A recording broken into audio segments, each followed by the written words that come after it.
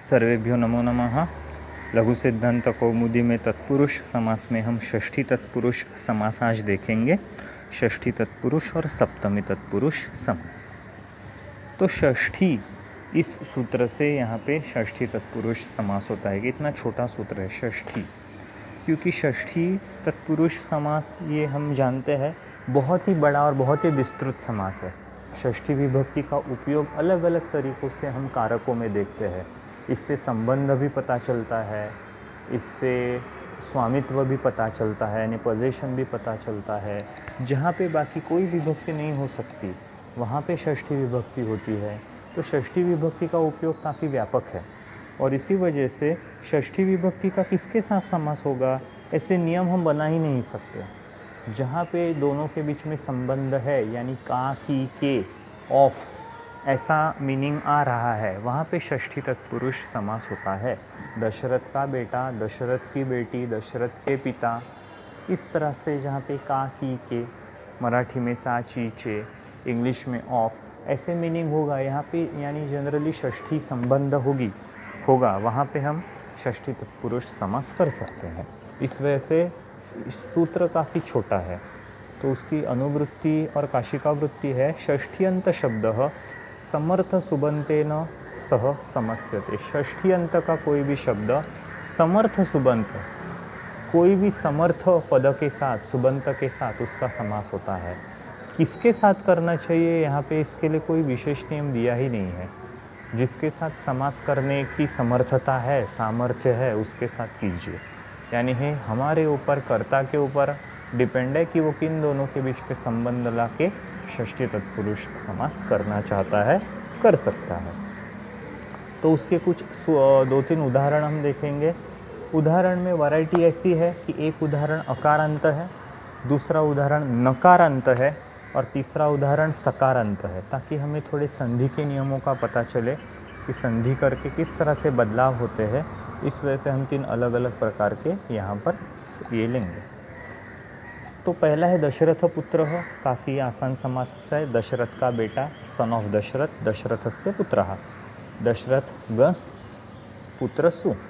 यहाँ पे षष्ठी इस सूत्र से समास हुआ। कृतद्धित समासाश्च से प्रातिपदिक संज्ञा हुई दोनों शब्दों को, और सुपो धातु प्रातिपदिक योह से हमने गस और सु ये 2 विभक्ति प्रत्ययों का लोप किया।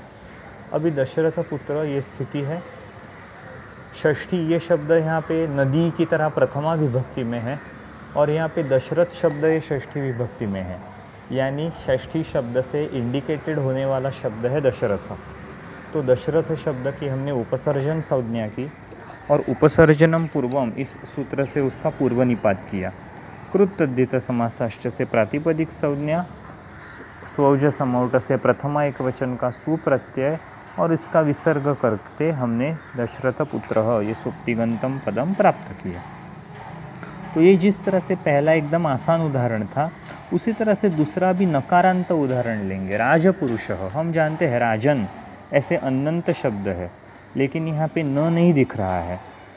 ये हमें पता है कि हर जगह पे राजन का राज होता है, ब्रह्मन का ब्रह्म होता है, आत्मन का आत्मा होता है, शशिन का शशि होता है। तो जो 9 अंत वाले शब्द है, जैसे अनंत और इन्नंत, उसमें हम अंत के न का लोप करते हैं समास करते वक्त। तो यही नियम हमें यहाँ पे ध्यान रखना है, यही विशेषता है, बाकी कोई अलग नहीं है। तो राजपुरुष यानी राजा का पुरुष, राजा का सेवक। राज्ञः पुरुष, राजन शब्द की षष्ठी एक वचन है राज्ञः। तो राजन गस, पुरुष सु। षष्ठी इस सूत्र से हमने समास किया। कृतद्धित समासाश्च इस सूत्र से हमने प्रातिपदिक संज्ञा दी। सुपो धातु प्रातिपदिक योहो इस सूत्र से गस और सु इस विभक्ति प्रत्ययों का लोप किया। राजन और पुरुष ऐसी स्थिति है। षष्ठी शब्द से इंडिकेट होने वाला शब्द है राजन, क्योंकि राजन की षष्ठी हो रही है और इसी वजह से उसको उपसर्जन संज्ञा मिली। उपसर्जनम पूर्वम से उसका पूर्व निपात हुआ।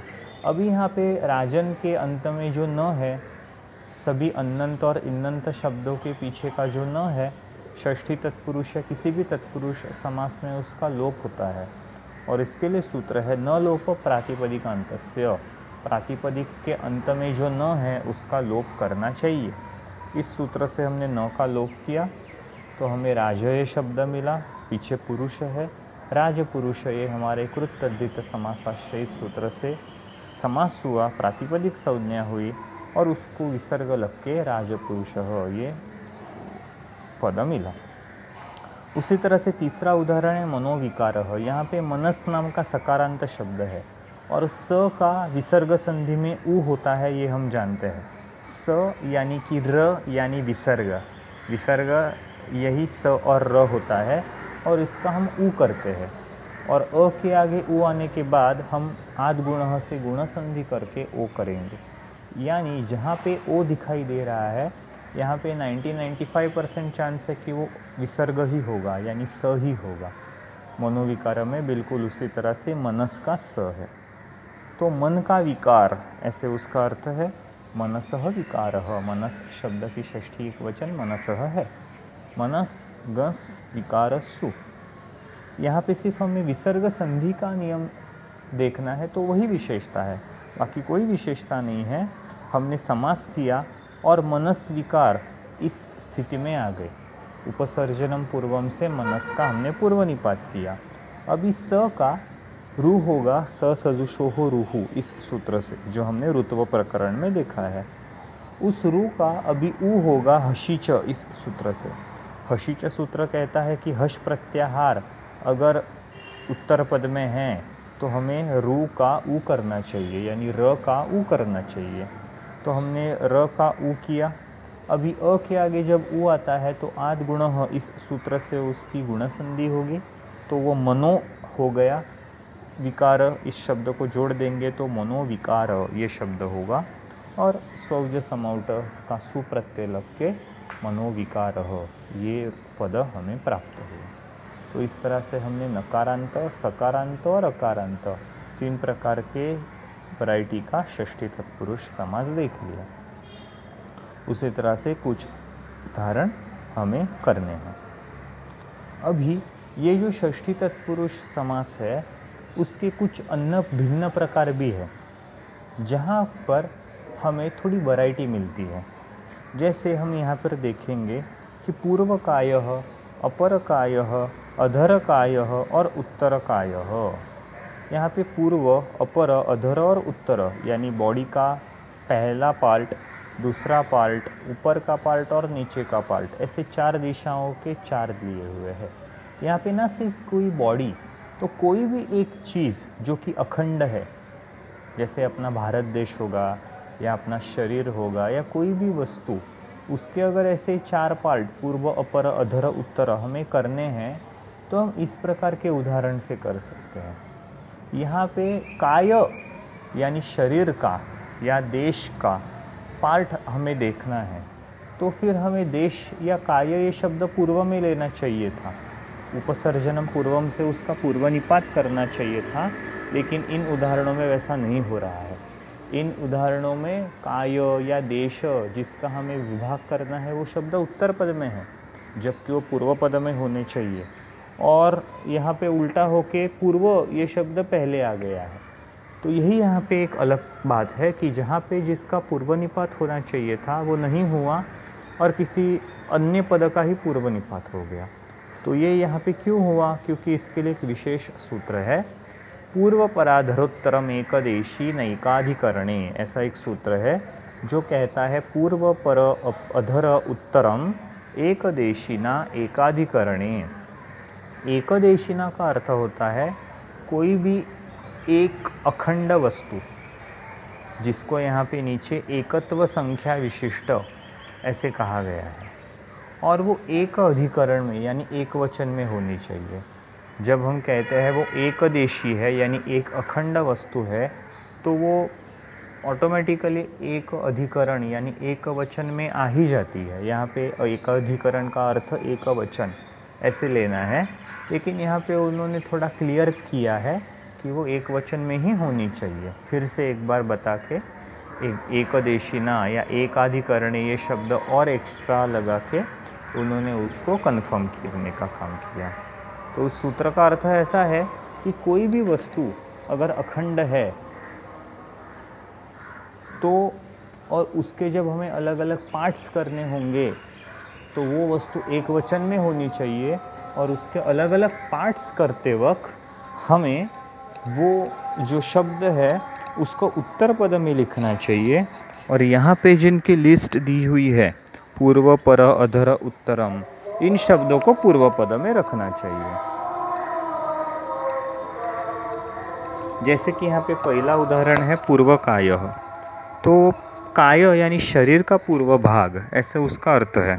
कायस्य पूर्वम या पूर्वम कायस्य, तो यहाँ पे षष्ठी विभक्ति का शब्द कायस्य है, उसकी उपसर्जन संज्ञा होके पूर्व निपात होना चाहिए था, लेकिन वो ना करते हुए हमने यहाँ पे पूर्व शब्द का पूर्व निपात किया। उसका कारण है पूर्व पर अधर उत्तरम, ये जो समाहार तत्पुरुष समास है वो वनम की तरह प्रथमा विभक्ति में है, और जो प्रथमा विभक्ति में है उसकी उपसर्जन संज्ञा होती है, तो इस वजह से हमने पूर्व शब्द का पूर्व निपात किया।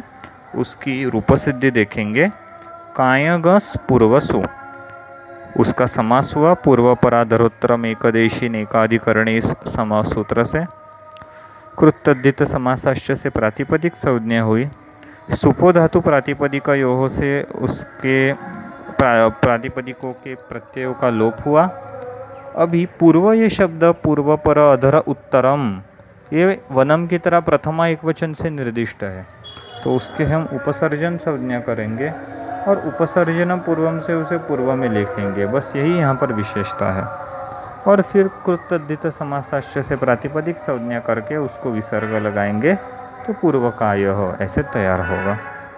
तो जैसे हमने पूर्व काय किया उसी तरह से अपर काय, अधर काय और उत्तर काय, तो ये शरीर के चार दिशाओं के चार भाग ऐसे हम कर सकते हैं।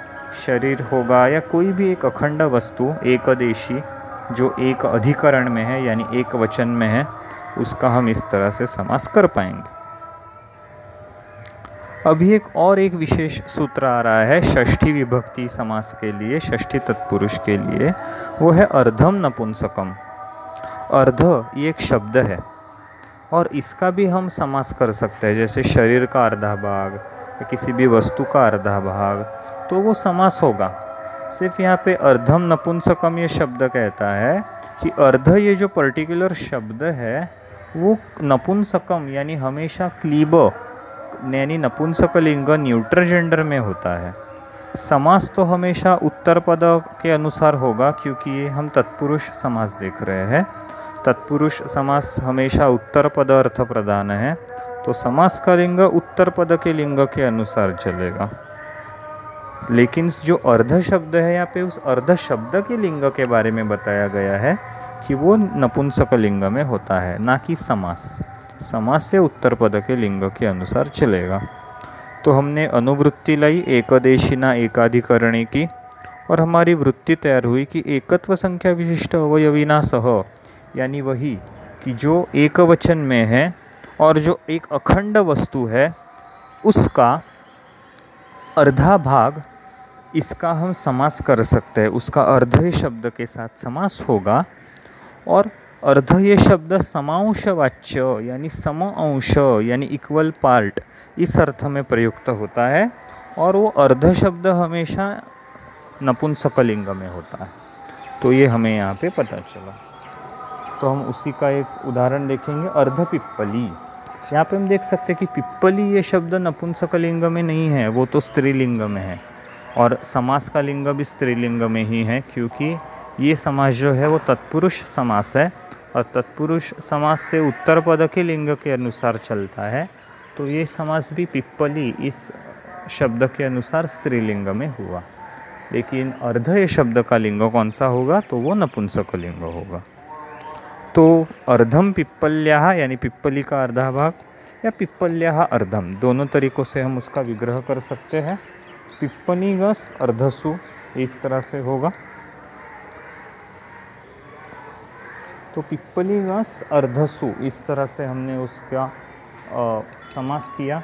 अर्धसु पिप्पलीगस इस प्रकार से भी चल सकता है। तो कृतद्धित अर्धम नपुंसकम से हमने समास किया। कृतद्धित समासाश्च से प्रातिपदिक संज्ञा हुई। सुपो धातु प्रातिपदिकयोः से प्रातिपदिकों के पीछे लगने वाले सुप प्रत्यय का लोप हुआ। अभी यहाँ पे अर्धम ये शब्द जो है वनंकिता प्रथमा विभक्ति में है और उससे इंडिकेट होने वाला शब्द है अर्ध, जो हमने नपुंसकलिंग में प्रयुक्त किया था, जो नपुंसकलिंग होता है। तो उसकी उपसर्जन संज्ञा हो गई, उसका पूर्व निपात हो जाएगा। पूर्व निपात से हम अर्धम शब्द को पहले लिखेंगे, इस वजह से अर्धम शब्द पहले आया और पिप्पली शब्द उत्तर पद में चला गया। अभी स्वौज समौट से हम सु लगाएंगे।